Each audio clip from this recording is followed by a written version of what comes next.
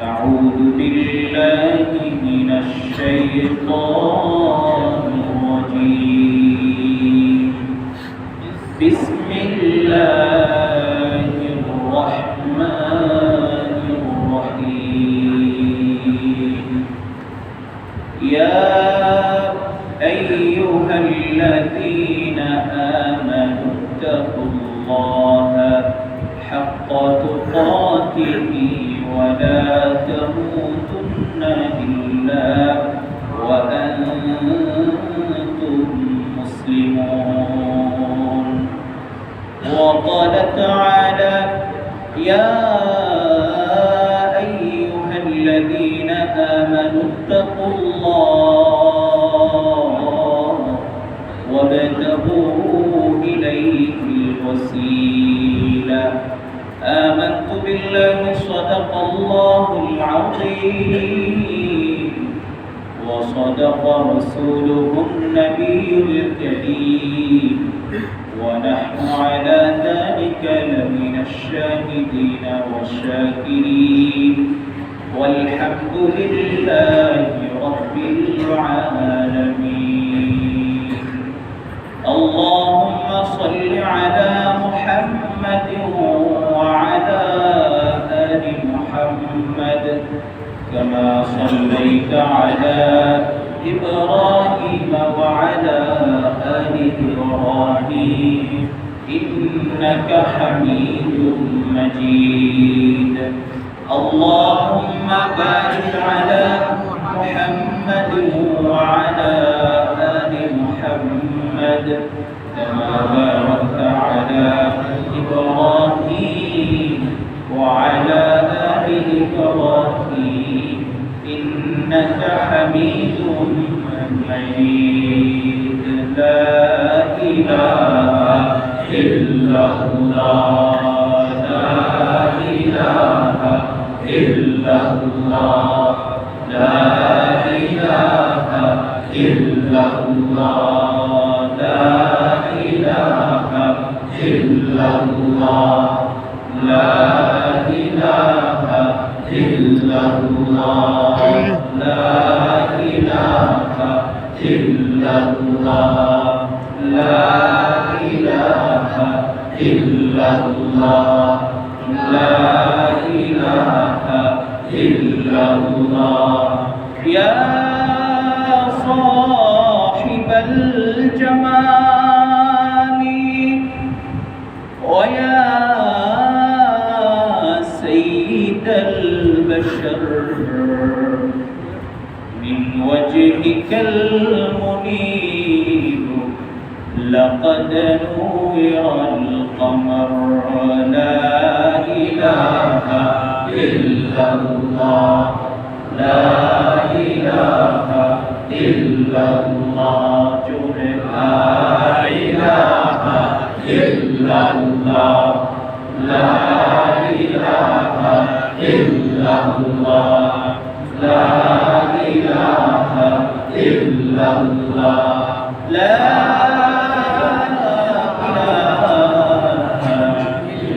الله محمد رسول الله صلى الله عليه وسلم وتعالى كبره অসংখ্য অগণিত লাখ কোটি শুকর আদায় করছি যে মহান মালিক আমাদের সকলকে আল্লাহ তাআলা একটি পবিত্রতম রজনী লাইলাতুল বারাআত এর মাঝে পৌঁছে দিয়েছেন এজন্য কালিমাতুশ শুকর আদায় করি আলহামদুলিল্লাহ গত বছর আলহামদুলিল্লাহ আমি আপনাদের মাঝে লাইলাতুল বারাআতের বয়ান করেছিলাম আজকে আরেকবার বলছি অর্থাৎ এক বছর অতিবাহিত হয়ে গেছে এটা বোঝানোর উদ্দেশ্য আমাদের হায়াত থেকে একটা বছর চলে গেছে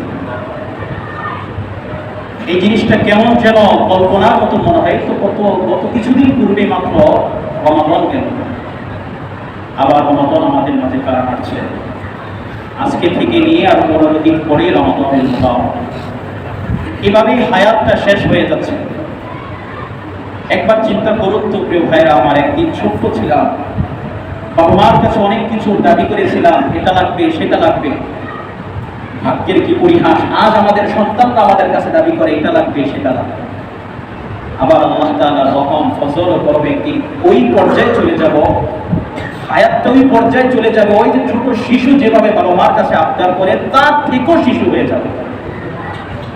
অনেক ভাই তো ওই বয়সে উপনীত হয়ে গেছে। এই জন্য সময় কারোর জন্য আমাদের জন্য অপেক্ষমান নয়। এই সময়কে কতটুকু কাজে লাগাইলাম, এই সময়কে আমি আমার জীবনের জন্য কতটুকু পুঁজি করলাম, সেটা হবে একজন প্রকৃতপক্ষে জ্ঞানী মুমিনের কাজ।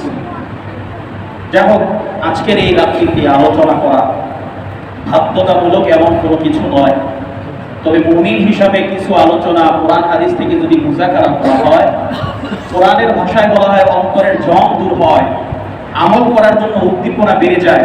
যদি এটা আমলের জন্য সহায়ক হয় তাহলে এর মধ্যে কোনো সমস্যা নেই। এক নাম্বার কথা। দুই নাম্বার কথা, শাস্ত্রীয় আলোচনার মধ্যে আমি যাচ্ছি না, কারণ গত বছর আপনাদের মাঝে অল্প পরিসরে শাস্ত্রীয় আলোচনা আমি করেছিলাম আলহামদুলিল্লাহ।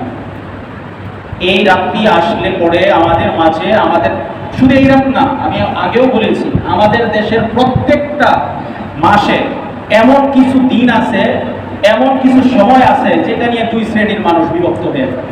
এক শ্রেণী বাড়াবাড়ি করতে থাকে, আর এক শ্রেণী ছাড়া যায়, ইফরাদ ও তাফরীদ। কিন্তু মুমিনের অবস্থান হবে বাইনাল ইফরাদ ও তাফরীদ, মাঝামাঝি অবস্থান করবে, নাই বাড়াবাড়িও নাই, ছাড়া ছাড়া। খায়রুল উমুরি আওসাতুহা, মধ্যম পন্থা অবলম্বনকারী মুমিন সফলতা। তবে সেটা কোরআন হাদিস মোতাবেক। যাই হোক, লাইলাতুন নিসফি মিন শাবান, এটা হচ্ছে হাদিসের ভাষা। লাইলাতুন নিসফি মিন শাবান অর্থ কি? শাবান মাসের মধ্য রজনীর রাত, শাবান মাসের মধ্য তারিখের রাত। আরবি গণনা অনুযায়ী 12 মাস, ইংরেজি গণনা অনুযায়ী কত মাস? 12 মাস, বাংলা 12 মাস। পার্থক্য কি? পার্থক্য হচ্ছে আমরা আরবি গণনা অনুযায়ী মাগরিবের পর থেকে রাত্রি শুরু হয়, রাত্র গণনা শুরু হয়। বাকি গণনা অনুযায়ী রাত 12টার পর থেকে শুরু হয়, কিন্তু রাত আগেই হয়। তো সেই দৃষ্টিতে 14 তারিখ দিবাগত রাত্রিকেই বলা হয় লাইলাতুন নিসফি মিন শাবান, শাবানের মধ্য রজনী। এখন কথা হচ্ছে, এটাকে আমরা চিনি জানি শবে বরাত সম্পর্কে, দূষণীয় কোনো কিছু নয়। শবে বরাত একটা ফার্সি শব্দ, কিন্তু লাইলাতুন নিসফি মিন শাবান যদি কারো বলতে মনে চায় বলবো, কোনো গুনাহ নাই। হাদিসের ভাষা লাইলাতুন নিসফি মিন শাবান। এখন আপনি লাইলাতুন নিসফি মিন শাবান বললে যেই অর্থ, শবে বরাত বললে একই অর্থ, লাইলাতুল বারাআ বললেও একই অর্থ। কোনো সমস্যা আছে? কোনো সমস্যা নেই। এজন্য আমরা ভাই বাড়াবাড়ির মধ্যে যাব না। আল্লাহ তাআলা আমাদেরকে কবুল করুন করি, আমিন আমিন। মুখতাসার একেবারে সংক্ষিপ্ত আলোচনা, যেহেতু এই রাত্রিটাকে বলা হয়েছে ইবাদতের রাত্রি। মুমিন সারা বছর ইবাদত করে, তবে আল্লাহ তাআলা এই উম্মতে মুহাম্মাদীকে এমন কিছু সময় দিয়েছে, এমন কিছু মাস দিয়েছেন, এমন কিছু দিন দিয়েছেন, এমন কিছু রাত্রি দিয়েছেন, যেটা আল্লাহ তাআলা গত উম্মত নয় বরং গত নবীদেরকেও দেয় নাই, অনেক নবীকে। কেন তাহলে এটা দিলেন? আমি আপনাদেরকে এই সপ্তাহে একটি হাদিস শুনিয়েছিলাম, সেই বুখারীর 3449 নম্বর 59 নং হাদিস। হযরত ওমর রাদিয়াল্লাহু তাআলা আনহু থেকে, আব্দুল্লাহ ইবনে ওমর থেকে বর্ণিত দীর্ঘ হাদিস, দীর্ঘ হাদিস, যে আল্লাহ তাআলা নবীজিকে সান্ত্বনা দিচ্ছেন। নবীজি একটু পেরেশান, আয় আল্লাহ, কোরআনের আয়াত আমার উপর নাযিল হয়, কোরআনের মাধ্যমে আমি জানি যে আমারই পূর্বের এক নবী, নবী নূহ আলাইহিস সালাতু ওয়াস সালাম 950 বছর উম্মতকে দাওয়াত দিয়েছেন। দ্বীন-ই ইলাহির দাওয়াত কত বছর দিয়েছেন? 950 বছর। আচ্ছা, একজন নবী যদি 950 বছর শুধু উম্মতকে দ্বীনের দাওয়াত দেন, তাহলে তার উম্মত না কত হায়াত পেয়েছে, আর ওই নবী বা কত হায়াত পেয়েছে?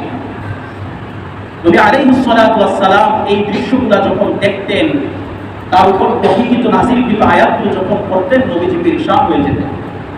950 বছরকেই যদি শুধু গণনা হিসেবে ধরে নেই, 950 বছরের ইবাদত, আর আমার উম্মতের গড়ে হায়াত পায় তারা মাত্র 60, 70, 80, 90, বেশি থেকে বেশি হলে 100। তাদের কাছে তো ওই ইবাদতের কোনো দামই থাকবে না।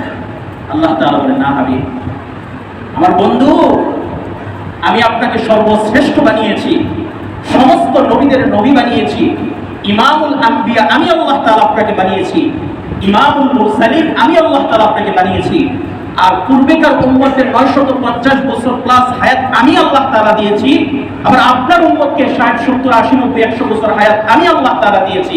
তবে আমি আল্লাহ তাআলার হিকমতটা কোথায় দেখেন? আপনার উম্মত কাজ করবে কম, কিন্তু আমি আল্লাহ তাআলা প্রতিদান দিব দ্বিগুণ দ্বিগুণ দ্বিগুণ। সুবহানাল্লাহ, জোরে বললেন না? আল্লাহ তাআলা এত পরিমাণ দয়া আমাদের উপর, শুধুমাত্র আমাদের নবী মুহাম্মদুর রাসূলুল্লাহ সাল্লাল্লাহু আলাইহি ওয়াসাল্লামের, যে কাজ করবে অল্প, পারিশ্রমিক হবে দ্বিগুণ। যে হাদিসের উদাহরণ এসেছিল, বলছিলাম যে আপনার উম্মতের কাজের সময়টা কতটুকু? আসর থেকে নিয়ে মাগরিব পর্যন্ত যে অল্প সময়, দিনের একেবারে সংক্ষিপ্ত সময় এই অংশটাতে, দিনের একটা দীর্ঘ সময় সকাল থেকে নিয়ে দুপুর পর্যন্ত, সেই সময় একজন কাজ করে তার প্রতিদান হয় মাত্র, তখনকার হিসাব অনুযায়ী উদাহরণস্বরূপ বলছিলাম, কথার কথা 1 লক্ষ টাকা। কিন্তু এটা দিনের একেবারে বড় অংশ। আবার মধ্যম অংশ হচ্ছে দুপুর থেকে নিয়ে আসর পর্যন্ত, এটা একটু সময় বেশি থাকে। এটার মধ্যে যারা কাজ করবে তাদেরকে 1 লক্ষ টাকা মজুরি দেওয়া হবে। আপনার উম্মতের কাজের সময় হচ্ছে আসর থেকে নিয়ে মাগরিব পর্যন্ত, একেবারে দিনের সংক্ষিপ্ত সময়, কিন্তু আপনার উম্মতকে দেওয়া হবে 2 লক্ষ টাকা। সুবহানাল্লাহ। হাদিসের ভাবার্থটা আমি আপনাদের সামনে প্রকাশ করলাম, সহিহ হাদিস একেবারে। এই উম্মতকে আল্লাহ তাআলা এইভাবে দিবে, কিভাবে? যে এমন কিছু তাদেরকে দিন দিব, সময় দিব, যে এমন মাস দিব যে মাসে একবার সুবহানাল্লাহ বলবে তো 70 বার তাসবিহাত আদায় করার সওয়াব আল্লাহ তাআলা দিয়ে দিবেন। সুবহানাল্লাহ। একবার তারা সুবহানাল্লাহ বলবে, 70 বার সুবহানাল্লাহ তাসবিহাত আদায় দিয়ে দিব। একবার সাল্লাল্লাহু আলাইহি ওয়াসাল্লাম বলবে, 70 বারের হিসাব দিয়ে দিব। ও হাবিব, না না, আমি আল্লাহ তাআলা 70 থেকে নিয়ে 700 গুণ বাড়িয়ে দিব। তাও নয়, আমি আল্লাহ তাআলা তাদেরকে 1000 গুণ বাড়িয়ে দিব। সুবহানাল্লাহ। আল্লাহ চাইলে পারেন কি পারেন না? পারেন। কিন্তু আল্লাহ তাআলা আমাদেরকে সময় দিলেন, সুযোগ দিলেন। সেই সময় সুযোগগুলো যদি কাজে লাগাতে পারি, তাহলেই তো এই পুরস্কার আমরা অর্জন করতে পারবো, ঠিক কিনা? আমাদের মাঝেও আজ বিভিন্ন সিম কোম্পানি, যে উদাহরণটা দিলে সহজে সবাই বুঝবে, বিভিন্ন সময় অফার দেয়। কি দেয়? অফার দেয়, এত টাকায় এত এমবি, এত মিনিট। আচ্ছা বলেন তো, অফারটা পেতে হলে টাকা ডোনেশন করতে হবে কিনা? টাকাটা ভরতে হবে কিনা? না, টাকা না ভরলেই অফার পাওয়া যাবে, ভরতে হবে না টাকাটা? আল্লাহ তাআলা আমাদেরকে রাত্রিটা দিলেন ইবাদত করার জন্য। এখন আমি ইবাদত করলাম না, আমি কি রাত্রি পুরস্কারটা পাবো? রমাদান মাস দিলেন আল্লাহ তাআলা ইবাদত করার জন্য, রোজা রাখার জন্য। যদি করা হয় তাহলে পুরস্কার পাওয়া যাবে। কিন্তু রমাদান মাস আসলো ঠিক, কিন্তু আমি নাখান্দা নালায়েক, আমি সেই আগের মতোই জীবন যাপন করলাম, আমি কি সেই পুরস্কার পাবো? এই জন্য ওই সময়গুলোকে কাজে লাগাতে হবে কিনা?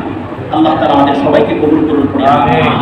তাহলে এই রাতটিকে আল্লাহ তাআলা একটা আমাদের জন্য সুযোগ তৈরি করে দিয়েছেন।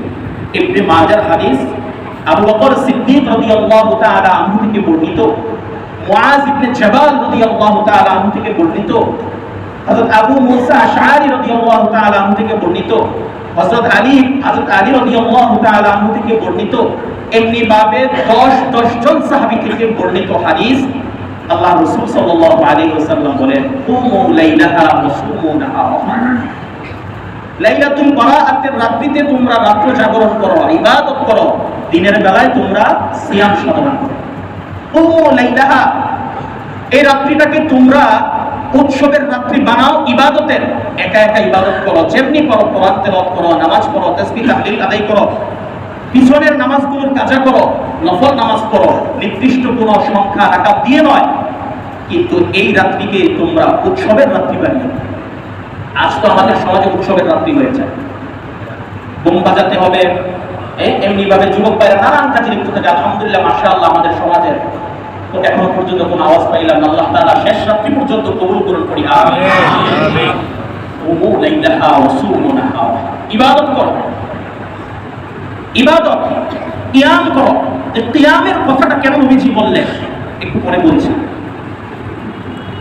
এবার আরেক হাদিস, নবী করিম সাল্লাল্লাহু আলাইহি ওয়াসাল্লাম তিনি বলেন, আল্লাহ তাআলা এই উম্মতকে maaf করার জন্য আল্লাহ তাআলা প্রত্যেক রাতের শেষ অংশে আল্লাহ তাআলা ডাকতে থাকেন, আলা মিন মুস্তাগফিরিন ফাআগফির লাহ। এমনকি আমার কোন ক্ষমা প্রার্থনাকারী বান্দা আছো কি যে আমি তোমাকে maaf করে দিব? তুমি আমার কাছে ক্ষমা চাও, আমি আল্লাহ তাআলা তোমাকে maaf করে দিব। এই রাসূল আল্লাহ তাআলা প্রতিদিন করেন, প্রতিদিন আমাদেরকে ডাকতে থাকেন। কিন্তু আমাদের আরামের ঘুম আর কি ভাবে,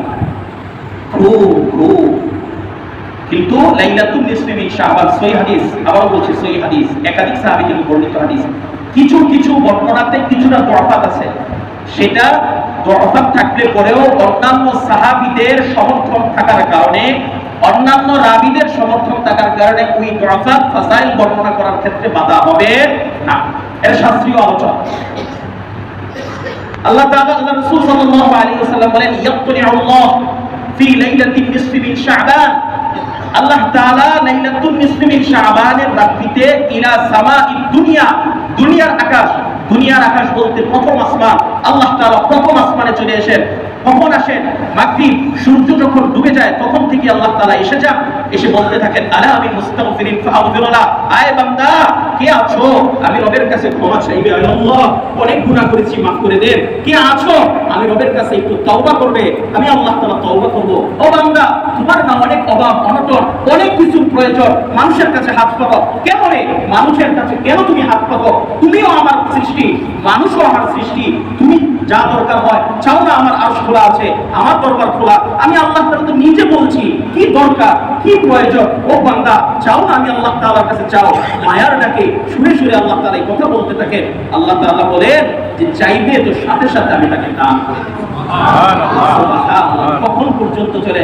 হাত্তা তালা আল ফাজর, ফজর উদিত হওয়ার আগ পর্যন্ত আল্লাহ রাব্বুল আলামিন বান্দাদের জন্য এইভাবে ডাকতেছেন। এই রাত্রিতে আল্লাহ তাআলা ইলা সামাঈদ দুনিয়া, প্রথম আকাশে চলে আসে, ইলা সামাঈদ দুনিয়া। আমার প্রিয় মুসলিম ভাইরা, আল্লাহ তাআলা বলেন, আমি ফায়াগফিরু লিজামিআল খালকি, সমস্ত মানুষকে ক্ষমা করে দিতে চাই, ওয়া ইল্লা লিল মুশরিকিন আও মুশাহিদ। দুই শ্রেণীর মানুষ এই হাদিস নবীজি বলেন যে শিরিক করে আল্লাহ তাআলার সাথে, আল্লাহ তাআলা তাকে ক্ষমা করেন না। দুই নাম্বার, যে অপর ভাইয়ের সাথে বিদ্বেষ পোষণ করে, আল্লাহ তাআলা তাকেও ক্ষমা করেন। মুহতারাম হাজিরিন, আমার বোঝানোর উদ্দেশ্য এই রাত্রির অনেক ফজিলত আল্লাহ তাআলার কাছে চাইলে পরে আল্লাহ তাআলা আমাদেরকে ফিরিয়ে দিবেন না ইনশাআল্লাহ, তুম্মা ইনশাআল্লাহ। কিন্তু চাওয়ার মতো চাইতে হবে, ইবাদতটা করার মতন করতে হবে, আল্লাহকে রাজি আর খুশি করতে হবে। পারবো তো ইনশাআল্লাহ? শুআবুল ঈমান একটা হাদিসের কিতাব আছে, এই হাদিসের কিতাবের শুআবুল ঈমানের 3556 নং হাদিসের বর্ণনা। নবীজির সাহাবী আবু মুসা আশআরী রাদিয়াল্লাহু তাআলা আনহু আরেকজন নবীজির স্ত্রী আমাদের আম্মা জান আয়েশা সিদ্দিকা রাদিয়াল্লাহু তাআলা একসাথে বসে। আম্মা জান হযরত আয়েশা সিদ্দিকা রাদিয়াল্লাহু তাআলা আনহা ডেকে বলেন, আরে আবু মুসা আশআরী, তুমিও নবীজির সাহাবী, নবীজির কাছ থেকে তুমি অনেক হাদিস শুনেছো, আমার স্বামী নবীজির কাছ থেকে তুমি অনেক আমল দেখেছো। আজকে একটা সুযোগ এসেছে, আমরা মুযাকারা করব, একটা আমলের কথা আমি আয়েশাকে তুমি জানাবে, আমি আয়েশাও তোমাকে নবীজির একটা আমলের কথা জানাবো, যাতে করে আমরা উপকৃত লাভ করতে পারি। সাহাবীদের অবস্থা ছিল যখন দুইজন একসাথে হতেন আমল মুযাকারা করতেন, আমাদের অবস্থা যখন দুইজন একসাথে হই অপর ভাইয়ের চুগলখড়ি করি, আছে না নাই? জোরে বলুন, আছে না নাই? আমি মিথ্যা বলে বলবেন হুজুর মিথ্যা কইছে, আর যদি মিথ্যা না বলি বলেন আছে। এটা হচ্ছে সাহাবীদের অবস্থা। সাহাবী আসহাবী কান নুজুম, নবীজি বলেছেন আমার সাহাবীরা আকাশের তারাজির মতো, এভাবেই তারা হয় না সাহাবী।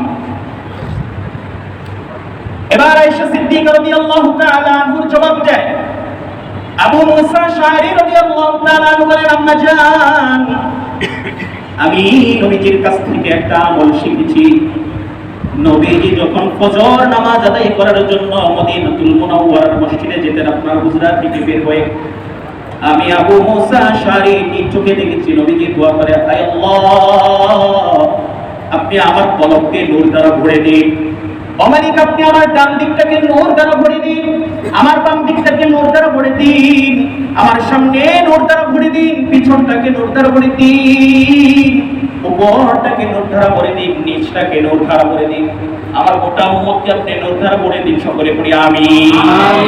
এই দোয়াটা আমরা সকলে করব ইনশাআল্লাহ। এবার আবু মুসা আশআরীর আমল শোনার পর আম্মা জান বলে, আবু মুসা আশআরী রে, তুমি আমাকে একটা আমলের কথা শোনাইলা, আমি আম্মা জান হযরত আয়েশা সিদ্দিকা রাদিয়াল্লাহু তাআলা আনহা তোমাকেও একটা নবীজির আমলের কথা শোনাই। একদিন রাত্রির ঘটনা, আমি এবং রাসূলুল্লাহ সাল্লাল্লাহু আলাইহি ওয়াসাল্লাম এক বিছানার মধ্যে শয়ন করেছিলাম, মধ্য রজনীতে, মধ্যরাতে। আমি আয়েশা ঘুমিয়ে পাশে দেখি হাবিবুল্লাহ নাই।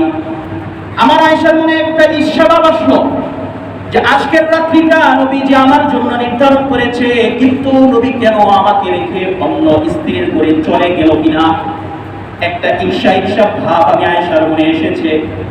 ওই ঈর্ষা ভাবটাকে সামনে রেখে আমি আয়েশা ঘর থেকে বের হলাম। ঘর থেকে বের হয়ে অল্প কিছু দূর যাওয়ার পরে দেখি আল্লাহ রাসূল সাল্লাল্লাহু আলাইহি ওয়াসাল্লাম জান্নাতুল বাকিতে তিনি বসে বসে দোয়া করে, আল্লাহ ও মালিক, জিবরীল আমিন আমার কাছে এসেছে, আমাকে বলেছে ইয়া রাসূলুল্লাহ, আজকের এই দিনে আল্লাহ তাআলা আপনার উম্মতের একটা বিরাট অংশকে আল্লাহ তাআলা মাফ করে দিবে। আমি রাসূল যখন জিবরীলের কাছ থেকে এই কথা শুনলাম, ঘরে শয়ন করব তা হতে পারে না, জান্নাতুল বাকিতে এসে উম্মতের কান্ডারে নবী উম্মতের জন্য দোয়া করে, কবর ওয়ালাদের জন্য দোয়া করে। আম্মা জান দূর থেকে এই দৃশ্য দেখার পর আবার দৌড়ে আম্মা জান ঘরে শুয়ে যায়। রাসূল পিছন থেকে আম্মা জান যে দৌড়ে যায় এটা দেখেছে। রাসূল ঘরে আসে, আম্মা জানকে বলে, আয়েশা রে, তুমি কেন এত হাঁপাচ্ছ, দৌড়াদৌড়ি করলে একটা হাঁপানি ভাব আসে। আম্মা জান বলে, ইয়া রাসূলুল্লাহ, আমি জান্নাতুল বাকিতে গিয়েছিলাম, আমি জান্নাতুল বাকিতে গিয়ে আপনার দৃশ্য দেখেছিলাম। রাসূল বলে, আয়েশা রে, তুমি কি কল্পনা করেছো, ধারণা করেছো আল্লাহ এবং তার রাসূল তোমার হক নষ্ট করবে, অর্থাৎ তোমার রাত্রিপালা আজকে এই রাত্রিপালা আমি অন্য স্ত্রীকে দিয়ে দিব, এই হক আমি রাসূল তোমার নষ্ট করব না। ইয়া রাসূলুল্লাহ, তাহলে কেন গেলেন আপনি? আয়েশা, আমার কাছে জিবরীল আমি ওহী নিয়ে এসেছে, লাইলাতুন নিসফি মিন শাবানের রাত্রিতে আল্লাহ তাআলা বনি আল গোত্রের ভেড়া পালার যে পরিমাণ পশম আছে, ওই যুগে বনি কলবের গোত্রের লোকেরা ভেড়া পালতো অনেক পরিমাণে ভেড়ার পশম গণনা করার মতো ক্ষমতা নাই। নবীজি বলেন, আল্লাহ তাআলা ওই বনি কলবের গোত্রের ভেড়ার পশম তুলনায় আমার উম্মতের গুনাহগার বান্দাদেরকে maaf করে দিবে। ও ভাই, maaf করতে প্রস্তুত একজন তিনি কে? চাইতে হবে, তাহলে চাওয়ার মতন চাইতে যদি পারি, আল্লাহ তাআলা বলে, বান্দারে তোর গুনাহ করতে লেগেছে 50 বছর, আমি আল্লাহ তাআলার 50 বছরের গুনাহ maaf করতে 5 সেকেন্ড লাগবে না। আল্লাহ তাআলা বলে লাগবে না। বলে কেন? এবার ইমাম জাযারি রাহমাতুল্লাহি আলাইহি এর বিখ্যাত কিতাব আস-সুহরুল ফাতিহের 64 নং পৃষ্ঠার মধ্যে ঘটনা বর্ণনা করে সাইয়্যিদুনা হযরত ইউসুফ আলাইহিস সালাতু ওয়াস সালাম, আল্লাহ তাআলার একজন জলিল কদর একজন নবী সাইয়্যিদুনা হযরত ইউসুফ আলাইহিস সালাতু ওয়াস সালামের ঘটনা আপনারা জানেন। ওনাকে নিয়ে আজিজে মিশরের স্ত্রী জুলাইখা অনেক বড় চক্রান্ত করেছে। চক্রান্তর পরে ওনাকে জেলখানায় যেতে হয়েছিল, ঠিক কিনা? এবার আজিজে মিশর যখন জেলখানা থেকে বের করে, তো তিনাকে এমন সম্মান দিয়েছে যে ওই যুগের ওই রাষ্ট্রের তিনাকে খাদ্য মন্ত্রী হিসাবে নিয়োগ দিয়ে জেলখানা থেকে বের করেছে। সুবহানাল্লাহ। আল্লাহ তাআলার প্রিয় মানুষদের সাথে যদি চক্রান্ত করা হয়, এর ফল এত সুন্দর। আজকের যুগও এর প্রমাণ আছে কি নাই? এবার নবী ইউসুফ আলাইহিস সালাতু ওয়াস সালাম জেলখানা থেকে তো বের হলেন, তো ওনাকে খাদ্যমন্ত্রী বানিয়ে দেওয়া হয়েছে। ফাকালা রাজুলুন ফাকীরুন, একজন দরিদ্র ব্যক্তি এসে ইউসুফ আলাইহিস সালাতু ওয়াস সালামকে বলে, আ'তিনি মিম্মা আ'তাকাল্লাহ, সাইয়্যিদুনা ইউসুফ, আপনি আমাকে ওই বান্দার থেকে কিছু দান করেন। কোন বান্দার? মিম্মা আ'তাকাল্লাহ, আল্লাহ তাআলা আপনাকে যেই বান্দার দান করেছেন, আপনাকে খাদ্যমন্ত্রী যে আল্লাহ তাআলা বানিয়েছেন, ওই খাদ্যের কোষাগার থেকে আপনি আমাকে কিছু দান করেন। একজন দরিদ্র মানুষ সাইয়্যিদুনা ইউসুফ আলাইহিস সালাতু ওয়াস সালামের কাছ থেকে চাইলেন। তিনি নির্দেশ দিলেন, 1 সা আটা তাকে দিয়ে দাও। বর্তমান সময়ের হিসাব অনুযায়ী 3 কেজি 270 গ্রাম আটা তাকে দিয়ে দেওয়া হলো। এবার ওই লোকটি আবার রিপিট করে, ফাকালা জিদিনি ইউসুফ, ইউসুফ তুমি আমাকে আরেকটু বাড়িয়ে দাও। ইউসুফ আলাইহিস সালাতু ওয়াস সালাম বললেন, আরেক সা আটা তাকে দিয়ে দাও। 2 সা আটা তাকে দিয়ে দেওয়া হলো। এবার লোকটি আবার বলে, ইউসুফ ফাকালা জিদিনি, তুমি আমাকে বাড়িয়ে দাও। এবার ইউসুফ আলাইহিস সালাতু ওয়াস সালাম কিছুটা বিরক্ত মনোভাব নিয়ে তিনি বললেন, ও ভাই, তুমি কি দেখতে পাচ্ছ না গোটা মিশরের মানুষের মাঝে আজ একটা খাদ্য অভাব বিরাজমান রয়েছে। মানুষগুলো একটা বিপদের মাঝে আছে, তোমাকে একাই যদি এত কিছু আমি দিয়ে দেই, অন্য জনগণকে আমি কি দিব? না, তোমাকে আর বেশি কিছু দেওয়া যাবে না। এবার ওই লোকটি ইউসুফ আলাইহিস সালাতু ওয়াস সালামকে বলে, ইউসুফ, এই ইউসুফ, তুমি যদি আমাকে চিনতে তাহলে তুমি আমি যা চাই তুমি আমাকে তা দিয়ে দিতে। আল্লাহু আকবার। এবার ইউসুফ আলাইহিস সালাতু ওয়াস সালাম বলে, মান আনতা, তুমি কে? এমন লোক যে তুমি যা চাইবে তোমাকে তা দিয়ে দেব, তাহলে তুমি কে লোকটা? এবার সেই লোক বলে, আনাল্লাযী শাহিদতু লাকা বিল বারাআতি মিন তুহমাতি যুলাইখা যাওজাতিল আজিজ। হে ইউসুফ, আমি হচ্ছে সেই শিশু, যেই শিশু কুলের মধ্যে থাকা অবস্থায় আজিজে মিশরের স্ত্রী যুলাইখা তোমার উপর জিনার তহমত দিতে চেয়েছিল, তোমার উপর মিথ্যা তহমত দিতে চেয়েছিল। আমি ওই কুলের শিশু, যেই কুলের শিশু আল্লাহ তাআলার হুকুমে তোমার এই তহমতের বিরুদ্ধে আমি সাক্ষী হয়ে দাঁড়িয়ে গিয়েছিলাম। এবার ইউসুফ আলাইহিস সালাতু ওয়াস সালাম বলে, তাকে এক আদব দিয়ে দাও। বর্তমান সময় অনুযায়ী 150 মণ আটা তাকে দিয়ে দেওয়া হয়েছে, 40 দিরহাম তাকে দিয়ে দেওয়া হয়েছে। আল্লাহ তাআলা সাথে সাথে ফাআল্লাহু তাআলা ইলাইহি, ইউসুফ আলাইহিস সালাতু ওয়াস সালামের কাছে ওহী পাঠাইয়া, ইউসুফ, হে আমার নবী ইউসুফ, একজন ব্যক্তি শুধুমাত্র বারবার নয়, একবার তোমার পবিত্রতার সাক্ষ্য দিয়েছে, আর তুমি তাকে ইচ্ছা মতো তুমি তাকে দান করলে। ফাকাইফা শাহিদতু ফাকাইফা লিমান শাহিদতু, আর আমার যেই গোলাম বিল্লাইলি ওয়ান নাহার, রাতে দিনে, সাবা ওয়াল মাসা, সন্ধ্যা সকাল সন্ধ্যা, বিওয়াহদানিয়া, আমি আল্লাহ তাআলার ওয়াহদানিয়াতের স্বীকার করে, আমি যে আল্লাহ তাআলা একজন আছি স্বীকার করে, সকালে বলে আল্লাহ, রাতেও বলে আল্লাহ, সকালে বলে সুবহানাল্লাহ, রাতেও বলে সুবহানাল্লাহ। ইউসুফ, জেনে রাখো, তোমার একবার শুধুমাত্র বর্ণনা করার কারণে, তোমার পবিত্রতা কথা স্বীকার করার কারণে তুমি তাকে ভান্ডার ভান্ডার দিয়ে দিয়েছো। তাহলে তোমার যদি তুমি আমার সৃষ্টি ইউসুফ হয়ে যদি তা করতে পারো, আমি আল্লাহ তাআলা যেই বান্দাকে সৃষ্টি করলাম, সেই বান্দা যদি আমি রবকে ডাকে, আমি তাকে কি পরিমাণ দিব? জোরে বলুন সুবহানাল্লাহ। হাদিসে কেরাম বলে যে আল্লাহ তাআলা বুঝাতে চায়, ইউসুফ, তোমাকে তো একবার পবিত্রতার কথা বর্ণনা করেছে, তো তুমিও মানুষ, যেও মানুষ, তুমি তার সৃষ্টিকর্তা নয়, তুমি তাকে এত বেশি দিলে, আর আমি আল্লাহ তাআলা যে মানুষটাকে সৃষ্টি করলাম, ও আমাকে ডাকে, আমার পবিত্রতার কথা ওই মানুষটা বর্ণনা করে, সে যদি আমার পবিত্রতার কথা বর্ণনা না করে, আমি আল্লাহ তাআলার বিন্দুমাত্র কিছু ক্ষতি হবে না। কিন্তু তারপর আমার বান্দা আমি রবকে ডাকে, একজন আছে আমাকে ডাকে। এবার বুঝো তো ইউসুফ, আমি আমার সেই বান্দাকে কি পরিমাণ দিতে পারি। তাই আমার প্রিয় মুসল্লি ভাইয়েরা, এই জন্য আল্লাহ তাআলার দরবারে কোনো কিছু কম আছে? অগণিত অগণিত। কার কি দরকার চাইতে হবে, চাইতে পারবো তো ইনশাআল্লাহ। আল্লাহ তাআলার কাছে চাইতে হবে। তাহলে এই রাত্রির একটা পয়েন্ট গেল, তা হচ্ছে কি, ইবাদত করতে হবে। বেশি থেকে বেশি কি করতে হবে? ইবাদত হচ্ছে নফল ইবাদত, কবর জিয়ারত করা। কি করা? কবর জিয়ারত করা। আমাদের অনেক পূর্বপুরুষরা কবরে চলে গেছেন, হয়তো আমরা ঢাকায় থাকি, দেশে তাদের কবর, সেই কবরস্থানে যাওয়া পক্ষে সম্ভব নয়। এলাকার যে কবরস্থান আছে, যদি সম্ভব হয়, এত মানুষের সমাগম না করে নিজে নিজে যখন সম্ভব হয়, নবীজি এই আমলটাও করেছেন, এই জন্য আমি উম্মত হিসেবে এই আমলটাও করা চাই। করবো তো ইনশাআল্লাহ। আল্লাহ তাআলা কবুল করুন। আল্লাহ রসুল বললেন যে সমস্ত মানুষকে আল্লাহ তাআলা ক্ষমা করে দিবেন, 2 শ্রেণীর মানুষ ব্যতীত। এই হাদিসে আছে 7 শ্রেণীর কথা। আগের যে সহিহ ইবনে মাজার হাদিস বলেছিলাম, সেখানে 2 শ্রেণীর কথা, আর এই হাদিসের মধ্যে আছে শুআবুল ঈমানের মধ্যে 7 শ্রেণীর কথা। 1 নম্বরে মুশরিককে আল্লাহ তাআলা মাফ করবেন না। একটা কোরআনের আয়াত দিলে বুঝবেন যে মুশরিকের ব্যাপারে আল্লাহ তাআলার এত বড় ধমকি। কত বড় ধমকি আল্লাহ তাআলা বলেন সূরা জুমার, আল্লাহ তাআলা বলেন, ওয়ালাকাদ উহিয়া ইলাইকা ওয়া ইলাল্লাযীনা মিন ক্বাবলিক, ওগো নবীজি, আপনার কাছেও এই মর্মে ওহী এসেছে। মর্মটা কি সামনে আসছে? ওয়া ইলাল্লাযীনা মিন ক্বাবলিক, আপনার পূর্বে যে নবীরা গত হয়ে গিয়েছে তাদের কাছেও এই ওহীটা এসেছে। ওহীটা কি? লাইন আশরাকতা লা ইয়াহবাতান্না আমালুক। আপনি নবীকে সম্বোধন করে বলছে আল্লাহ তাআলা, তার প্রিয় হাবিবকে সম্বোধন করে আল্লাহ তাআলা বলছে, লাইন আশরাকতা, আপনি যদি আমি আল্লাহ তাআলার সাথে শিরিক করেন, লা ইয়াহবাতান্না আমালুক, আমি তখন বুঝবো না আপনি নবী কিনা। লা ইয়াহবাতান্না আমালুক, সাথে সাথে আপনার আমল বরবাদ হয়ে যাবে। এটা নবীকে বলার উদ্দেশ্য মানে উম্মতকে সতর্ক করা, আমাদেরকে বলা যে উম্মত, আমার বান্দা, আমি আল্লাহ তাআলার সাথে তোমরা শিরিক করো, ইন্না শিরকা লাযুলমুন আযীম, শিরক বিরাট বড় গুনাহ, বিরাট বড় গুনাহ। এর থেকে পরিত্রাণ পাওয়ার জন্য আমাদেরকে তাওবা করতে হবে।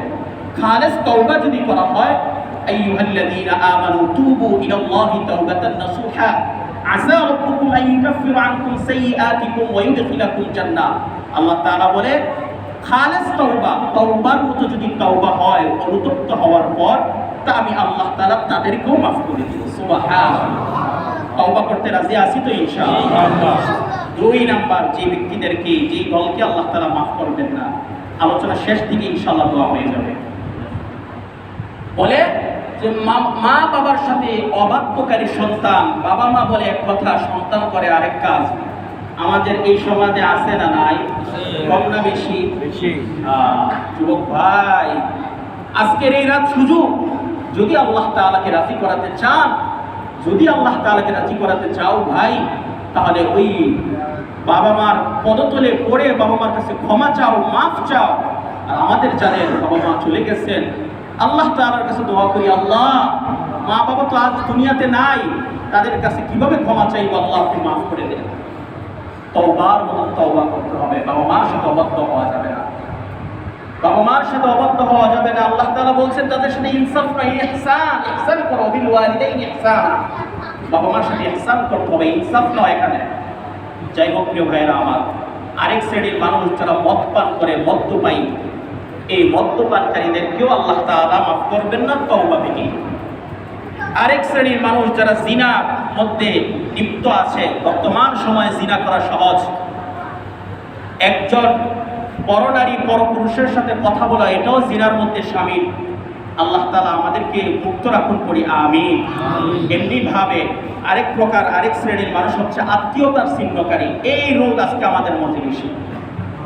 আত্মীয়র সাথে সম্পর্ক ভালো নাই, কিন্তু অপর আরেকজন মানুষের সাথে খুব ভালো সম্পর্ক, খুব ভালো সম্পর্ক। তাকে দেখে যেই পরিমাণ হাসাহাসি করি, নিজের আপন ভাইকে দেখো অনেক সময় এমন ভাবে হাসি আসে, আছে না নাই? এই জন্য আত্মীয়তার সম্পর্ককে অটুট রাখতে হবে। আল্লাহ তাআলা আমাদেরকে কবুল করুন, করি আমিন। টাকটুর নিচে যারা কাপড় পরি, টাকটুর নিচে, এটা আমরা মনে করি যে শুধুমাত্র মনে হয় নামাজের মাসআলা। এটা নামাজের সময় আসলে, মসজিদে আসলেই ঘুটাঘুটি শুরু করে দিই, না না। সর্বসময় বালেগ পুরুষের জন্য টাকটুর নিচে কাপড় পরিধান করা হারাম। চার মাযহাবের ইমামের ফতোয়া এটা। এখানে কোনো কিল কওলের সুযোগ নাই। আয়েশা বলবে এমন হুজুর ব্যাখ্যা দিছে, তমুক হুজুর ব্যাখ্যা দিছে, ব্যাখ্যা রাখেন, নবীজির হাদিস আগে সামনে আয়, বাস। টাকটুর নিচে কাপড় পরা হারাম। আল্লাহ তাআলা আমাদেরকে এই কয়েকটা বিষয় মেনে চলার তৌফিক দান করুন। তাহলে যেই মুদ্রা কথা, যেটা সমস্ত গুনাহ থেকে মাফ চাওয়ার জন্য যে কাজটা করতে হবে, তার নাম কি? তাওবা। তার নাম কি? তাওবা। আল্লাহ তাআলা বলেন, ইয়া আইয়ুহাল্লাযীনা আমানু তাকুল্লাহ, হে আমার বান্দারা, আমি আল্লাহ তাআলাকে ভয় করো। ভয়ের অনেক ব্যাখ্যা, একটা ব্যাখ্যা তাওবা করো। অবতাগু ইলাইহিল ওয়াসিলা, ওসিলা তালাশ করো, ওসাইল তালাশ করো। তো ওসাইল তালাশ করবো কিভাবে? আল্লাহ তাআলার কাছে মাফ চাওয়াটা, এটাও একটা ওসিলা। আল্লাহ তাআলা বলবে, বান্দা তুমি আমার কাছে মাফ চাইছিলা, তো আমি আল্লাহ তাআলাই তো ঘোষণা দিয়েছিলাম, তাকুনাতু মির রাহমাতিল্লাহ, এই বান্দা আমি আল্লাহ তাআলার কাছে তোমরা ক্ষমা চাও, ক্ষমা চাও, মাফ চাও। আমি রব্বুল আলামিনের রহমত থেকে তোমরা নিরাশ হইও না। তুমি বান্দা আমি আল্লাহ তাআলার কাছে মাফ চেয়েছো, আমি আল্লাহ তাআলা তোমাকে মাফ করে দিলাম। সুবহানাল্লাহ। আপনারা একজন বিখ্যাত তাবিঈর নাম শুনেছেন, হঠাৎ ঘটনাটা মনে পড়ে। ইমাম মালিক ইবনে দিনার রাহমাতুল্লাহি আলাইহি, বিখ্যাত একজন তাবিঈ ছিলেন, এত বুজুর্গ মানুষ ছিলেন। ইমাম হাসান বসরি রাহমাতুল্লাহি আলাইহির জমানার মধ্যে, কিন্তু ওনার শুরুর জমানার ঘটনা কি জানেন? উনি যখন যুবক বয়সে ছিল, ওনার শুরুর জমানার ঘটনা, উনি তখন এই পরিমাণ গুনাহগার ছিল। উনি বলেন যে আমি নিয়মিত, তারিখের কিতাবের মধ্যে এসেছে, একাধিক কিতাবে, নিয়মিত রাত্রে আমি মদ্যপান করতাম, নিয়মিত অশ্লীল কাজে আমি লিপ্ত থাকতাম। কিন্তু ওই জায়গা থেকে ওনার মনটা ঘুরেছে কি ঘুরে নাই? ছিলেন কি পরিমাণ নাফরমান একজন লোক, কিন্তু আল্লাহ তাআলার অশেষ রহমতে হয়ে গেলেন বিখ্যাত একজন তাবী, বুজুর্গ মানুষ। হলো কি বা? এটা কি জানতে রাজি আছি আমরা? ইনশাআল্লাহ মোনাজাত হয়ে যাবে এখনই। তাহলে এই ঘটনাটা শেষ করে ইনশাআল্লাহ মোনাজাত হবে। তাওবার গুরুত্বটা কি? ইমাম ইবনু মালিক ইবনু দিনার রাহমাতুল্লাহি আলাইহি তিনি বলেন, আমি এই পরিমাণ গুনাহের মধ্যে লিপ্ত ছিলাম, আল্লাহ তাআলার একটা হুকুম আদেশ আমি মালিক ইবনু দিনার মানতাম না। মসজিদে আযান হতো ঠিক, কিন্তু আমার দ্বারা একটু নামাজ আদায় হতো না। এমন নাফরমানির মধ্যে আমি লিপ্ত ছিলাম। হঠাৎ করে একদিন আমার একটা সন্তান হয়, বিবাহের পরে কন্যা সন্তান। বাবা মারা সাধারণত ছোট্ট সন্তানের প্রতি একটা মায়া বেশি থাকে, ঠিক কিনা? মালিক ইবনু দিনার রাহমাতুল্লাহি আলাইহি তিনি বলেন, আমার ওই সন্তানটা আমাকে অনেক পরিমাণে আদর সোহাগের ভাষায় ডাক দেয়, আমিও আমার সন্তানটাকে অনেক আদর করি, ভালোবাসি। আমি মদ পান করি, প্রায় সময় আমার মাথাটা গরম থাকে, কিন্তু ওই সন্তান এসে আমার মদের বোতলটাকে ফেলে দেয়। কিন্তু ভালোবাসা এত বেশি ছিল, সন্তানকে আমি কিছু বলতে পারতাম না। আমার ভাইরা, মালিক ইবনু দিনার রাহমাতুল্লাহি আলাইহি বলে, ওই সন্তানটা একদিন আল্লাহ তাআলার ডাকে সে চলে যায়, ছোট্ট অবস্থায় ইন্তিকাল করে। মালিক ইবনু দিনারের অন্তরে বড় ধাক্কা লাগে, বড় মোচড় দেয়। আল্লাহ, ফুটফুটে এমন একটা সন্তান দিলা, আবার এই সন্তানটাকে তুমি নিয়েও গেলা। কিন্তু ফয়সালা তো তোমার যা হোক, যা ভালো ছিল তা তুমি করেছো, এখানে আমি মালিক ইবনু দিনারের কোনো হাত নাই। মালিক ইবনু দিনার বলে, তারপর আমার আল্লাহ তাআলার প্রতি কোনো পরিবর্তন আসে না। আমি আগের মতোই মদ পান করি, আগের মতোই জিনা করি, আগের মতোই আমি আমার গুনাহের কাজের মধ্যে লিপ্ত থাকি। আল্লাহ তাআলা একটা ধাক্কা দিলেন, একটা আল্লাহ তাআলা সিগন্যাল দিলেন, কিন্তু আমি মালিক ইবনু দিনারের মাঝে কোনো পরিবর্তন নাই। মালিক ইবনু দিনার বলে, রাতের বেলা ঘুমিয়ে যাই, স্বপ্নের মধ্যে দেখি আমি মালিক ইবনু দিনারকে স্বপ্নের মধ্যে দেখা হয়। সারা মানুষগুলো দৌড়াচ্ছে। জিজ্ঞেস করলাম, লোক সকল কি হয়েছে, তোমরা এদিক সেদিক কেন দৌড়াও? বলে, কিয়ামত সংঘটিত হয়ে গেছে। সত্য ঘটনা এটা, কিয়ামত সংঘটিত হয়ে গেছে। মালিক ইবনু দিনার বলে, কুরআনের মাঝে এসেছে, আল্লাহ তাআলা বলেছেন, ইয়াউমা তারাউনাহা তাযহালু কুল্লু মুরদিআতিন আম্মা আরদাআত ওয়া তাদউ কুল্লু যাতি হামলিন হামলাহা ওয়া তারান নাসা সুকারা ওয়া মা হুম বিসুকারা ওয়ালাকিন আযাবাল্লাহি শাদীদ। কিয়ামত যখন সংঘটিত হবে, পূর্ব লক্ষণ অনুযায়ী মানুষগুলো পাগলের মতন এমন ভাবে দৌড়াতে থাকবে যেন তারা মদ পান করেছে, মাতালের মতো দৌড়াবে। আসলে তারা মাতাল নয়। ওয়ালাকিন্না, তারা মাতাল নয়। বলে, কেন এমন করে? বলে, কিয়ামতের বিভীষিকাময় অবস্থার কারণে, আজকে ভূমির কম্পনের কারণে তারা এমন পাগলের মতো তারা দৌড়াতে থাকে। এই কঠিন মুহূর্ত আমি দেখতে লাগলাম। মালিক ইবনু দিনার রাহমাতুল্লাহি আলাইহি বলে, এই কঠিন অবস্থা দেখার সাথে সাথে একটা ভয়ঙ্কর আওয়াজ আমি অনুভব করলাম। পিছনের দিকে তাকিয়ে দেখি এক বিরাট বড় সাপ আমার দিকে ধেয়ে আসছে। সাপ যখন আমার দিকে ধেয়ে আসছে, আমি মালিক ইবনু দিনার আরো ভয়ে আতঙ্কিত হয়ে দৌড়াতে লাগলাম। ঘটনা সংক্ষেপ করছি। মালিক ইবনু দিনার বলে, আমি সামনে যতই যেতে দৌড়াই, যত দ্রুত দৌড়াই, সাপ আরো তত দ্রুত আমার পিছন দাওয়া করে। মালিক ইবনু দিনার এক মুরব্বীর সাথে সাক্ষাৎ। মুরব্বীকে বললাম, ও বয়োবৃদ্ধ মুরব্বী, আমাকে আপনি একটু সহায়তা করুন, সাহায্য করুন। মুরব্বী বলে, আপনার পিছন থেকে দাওয়া যে করছে সাপ, ওই সাপের যে শক্তি তার তুলনায় আমি মুরব্বী অনেক পরিমাণে কমজোর, আমি তার সাথে পারবো না। তবে ওই যে টিলাটা দেখা যায়, টিলার মধ্যে আপনি যান, হয়তো বা কেউ আপনাকে সাহায্য সহযোগিতা করবে। মালিক ইবনু দিনার রাহমাতুল্লাহি আলাইহি টিলার মধ্যে চলে যায়। গিয়ে দেখে সেখানে দাউ দাউ করে আগুন জ্বলে। দুনিয়ার আগুন না, এত পাওয়ার, আগুনের সামনে যাওয়া যায় না। মানুষগুলো চিৎকার করে, হায় হায়, কি করলাম জীবনটা, দুনিয়াতে যদি ভালো করে চলতাম আজকে আগুনে জ্বলা লাগতো না। মালিক ইবনু দিনার বলে, সাহায্য চাওয়ার জন্য আসলাম, সাহায্য হবে তো দূরে থাকারও যে বিপদের মধ্যে পড়লাম, পিছন ফিরে আবার চলে যাব। ওই সাপ আবার দাওয়া করে মালিক ইবনে দিনার আবার আরেকজন মুরব্বির সাক্ষাৎ পায়। মুরব্বি বলে, আমি কমজোর, আমি আপনাকে সহায়তা করতে পারবো না, যান অমুক জায়গার মধ্যে যান। এবার যে জায়গার মধ্যে যায় ওই জায়গাটা বড় সুন্দর, বড় চমৎকার, দেখতে বড় বড় লাগে। ফেরেশতা বলে, জায়গাটা একটু পর্দাটা খুলে দাও। খুলে দেওয়ার সাথে সাথে মালিক ইবনে দিনার দেখে ছোট ছোট ছেলে বাচ্চা মেয়ে বাচ্চারা খেলাধুলা করে। মালিক ইবনে দিনার বলে, সাপ আমার দিকে এমন ভাবে দাওয়া করে আসছিল, আমার কাছাকাছি চলে আসলে আমি মালিক ইবনে দিনার বাঁচাও বাঁচাও বলে জোরে চিৎকার দিই, সাথে সাথে ওই শিশু বাচ্চাদের থেকে একটা ফুটফুটে কন্যা সন্তান এসে যায়। ওই কন্যা সন্তান দেখে আমার মেয়ে, আমি মালিক ইবনে দিনারকে বলে, বাবা কেন রে আজকে আপনি এইভাবে দৌড়ান, কেন আপনি এইভাবে দৌড়ান? আমার মেয়ে বুঝে যায় সাপকে সে স্টপ করে দেয়। আমি বাবাকে সে হাতে ধরে সূরা হাদীদের 26 নং আয়াত ওই বাচ্চা তেলাওয়াত করে, আলাম ইয়াতি লিল্লাযীনা আমানু আন তাখশা কুলুবুহুম লিযিকরিল্লাহ। ও ঈমানদাররা, এখনো কি তোমাদের সময় আসে নাই আল্লাহ তাআলা জিকিরের মাধ্যমে অন্তরটাকে তাজা করবা? এখনো কি সময় আসে নাই গুনাহ থেকে মাফ চাইবা? এখনো কি সময় আসে নাই জীবনে যা করেছি তার উপর অনুতপ্ত হইবা? এখনো কি সময় আসে নাই আল্লাহ তাআলার সাথে খালিস তওবা করে আল্লাহকে রাজি আর খুশি করবা?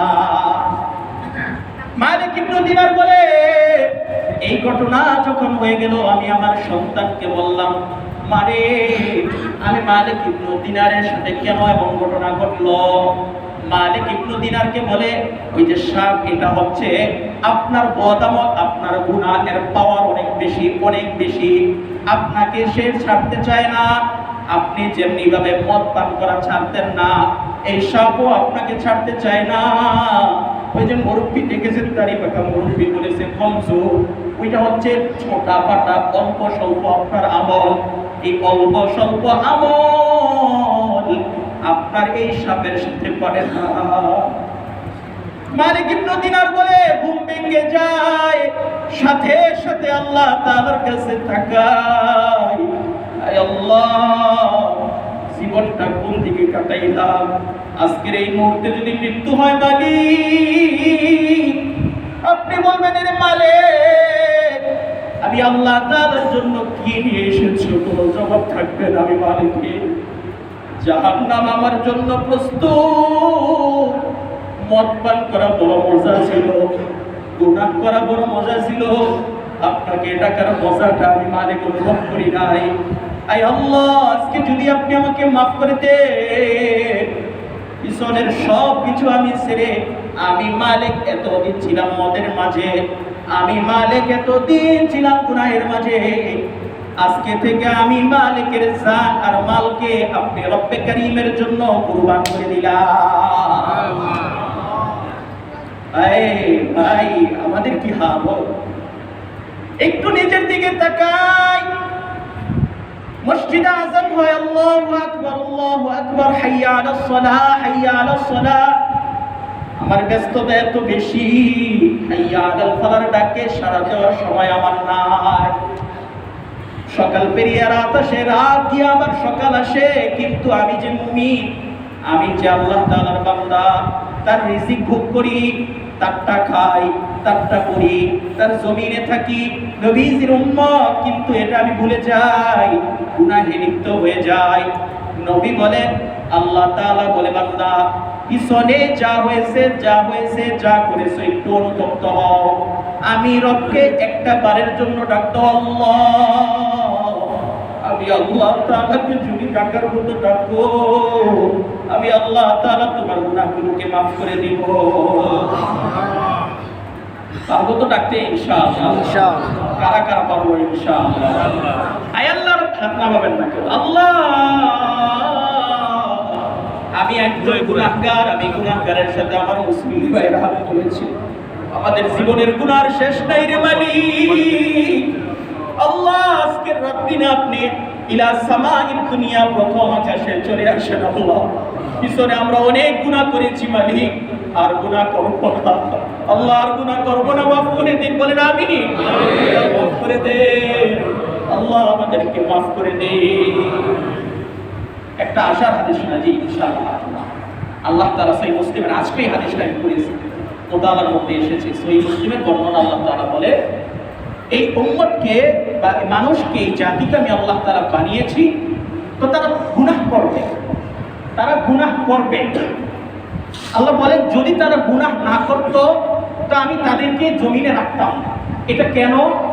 যে তারা গুনাহ করে ততটা বেশি কষ্ট পাই না গুনাহ করার পর, যখন আমি মালিকের দরবারে এসে রোনাজারি করে কাঁদে, আমি মালিককে বলে আমার দরবারে সিলিন্ডার হয়, আল্লাহ গুনাহ করেছি মাফ করে দাও, তখন যতটা না বেশি আমি আল্লাহ তাআলা খুশি হই। সুবহানাল্লাহ। তাহলে ভাই আশার হাদিস হচ্ছে এটা, যে গুনাহ আমাদের দ্বারা হয়ে যেতে পারে, গুনাহ হয়ে গেছে, কিন্তু ওইটা বড় কথা না। বড় কথা হচ্ছে গুনাহের জন্য অনুতপ্ত হয়ে অনুশোচনা বোধ ভিতরে এনে আল্লাহ তাআলার কাছে ক্ষমা চাইলাম কিনা। যদি চাই তাহলে আমি আল্লাহ তাআলার মাকবুল, যদি না চাই আমার মতো নাফরমানের একটাও না। এজন্য ভাই কথা শেষ, এখানেই কথা শেষ। কুল্লু বানি আদম, সমস্ত বানি আদম খাত্তাউন, গুনাহ করে, পাপাচার করে, কিন্তু এর মধ্যে উত্তম কে বলে? আত-তাওয়াব, যে তাওবা করে সে হচ্ছে উত্তম। আজকের রাত্রিতে রাত্রটাকে এইভাবে আমরা কাটিয়ে না দিয়ে রাত্রিটাকে আজকে আমরা কাজে লাগাবো, তাওবার মাধ্যমে আল্লাহ তাআলাকে রাজি আর খুশি করব। আর কিছুদিন পরে রমাদানুল মুবারক, জীবনটাকে পাকসাফ করে রমাদানুল মুবারকের জন্য প্রস্তুতি নিই, পারবো তো ইনশাআল্লাহ। 2 রাকাত 4 রাকাত করে, 2 রাকাত করে নফল নামাজ পড়ব। আমার একান্ত পরামর্শ, আমাদের এই জীবনে অনেক নামাজ কাজা হয়ে গেছে, ঠিক কিনা? অনেক নামাজ কাজা হয়ে গেছে। বুঝের পর থেকেই তো নামাজ পড়ি নাই, বালের পর থেকেই এত আর সবাই নামাজ পড়ি না, অনেক কাজা হয়ে গেছে। আজও আমাদের অনেক নামাজ কাজা হয়েছে অনেক সময়। তো এই রাত্রিটাকে আমরা নফল নামাজ তো পড়বোই, সাথে সাথে ওই কাজা নামাজগুলো আমরা করবো ইনশাআল্লাহ। ইবাদত করতে গিয়ে আবার ফজর নামাজ কেউ কামাই দিব নাকি? না, আরেকজনকে আজকে ফজর নামাজ আবার নিয়ে আসবো দাওয়াত দিয়ে। সারা রাত্রি ইবাদত করছে, ফজর নামাজের সময় ঘুম কিসের? নাম তো নামাজের সময় তো আগায় দিয়েছি, সহজ হওয়ার জন্য সবাই। আল্লাহ তাআলা আমাদের সবাইকে কবুল করুন, করি আমিন। অনর্থক বেফাস কাজ থেকে হেফাজত রাখুন, করি আমিন। আল্লাহ তাআলা আমাদের মা বোনদেরকে যারা বাসায় আছেন তাদেরকেও কবুল করুন, করি আমিন। আমাদের জন্য তারা কত কষ্ট করে, সকলে মিলে তাদের জন্য দোয়া করবো। প্রত্যেকের ফ্যামিলি যারা আছেন সকলের জন্য দোয়া করব, সবাই সবার জন্য দোয়া করব। আমি ইমাম, আমি খতিব, আমি আপনাদের মাঝে থাকি। আমার ধারা যদি কেউ কষ্ট পেয়ে থাকেন, আমি সবার কাছে ক্ষমা চাচ্ছি, আপনারা আমাকে মাফ করে দেবেন ইনশাআল্লাহ। বলবেন তো ইনশাআল্লাহ?